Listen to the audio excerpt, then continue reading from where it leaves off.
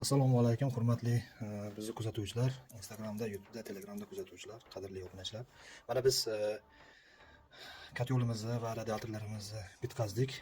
Hozir ishlarimizni ko'rsatamiz. Bu yerda ham luchevой sistemadan foydalandik.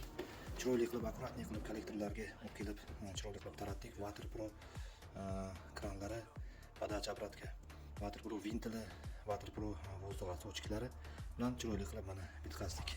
Bu xonamiz yaxlit bitta deraza borligi uchun 60 ga 60 radiatordan foydalandik. Kranlari ham mana Water Pro подача обратка kranlari. Chiroyli qilib devordan mana shunday qilib chiqarib, udintillarni qo'yib montaj qildik.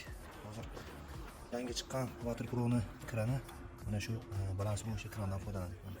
Podachada ham chiroyli vozdugh mana shu udintillar mavjud. Bu xonada ham bitgan xonani aboyini shilib turib, keyinroq shuab yopishtirib qo'ysa bo'ladi.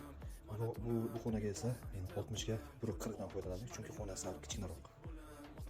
Bu xonaga esa xonamiz sal kattaroqligiga va deraza ikkitaligiga foydalanib, ikkita radiator qo'ydik. 60 ga 40 dan ikkita qo'ydik.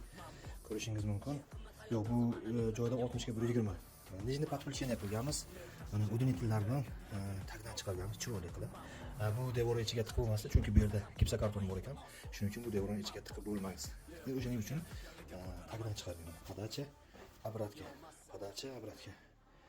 Xudo xolasa, bitgandan keyin ham, gilam polosni so'ngandan keyin ham sal chiroyli ko'rinadi.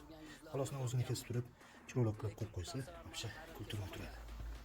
Bu yer esa oshxonaga 250 dan foydalandik, chunki mana bu yerda joyini kamligiga 50 sm dan qo'ydik. 2 ga 50. Mana turbalarimizni chiroyli qilib luchevой sistemada tortib, bu yerda ham nijniy подключение qilganmiz. Hozir отоплениyaning yuragi kotelni boramiz. Mana shu yer kotelni bo'ldi, xudo xolasa. Reklama bilan da ustidagi kotelni. Nima xotini o'zi chiqaramiz, xudo открытый sistemaga rashtlab qo'ydik. Filtr, nasos, termometr. Mana shu holatda bitkazdik, xudo xolasa.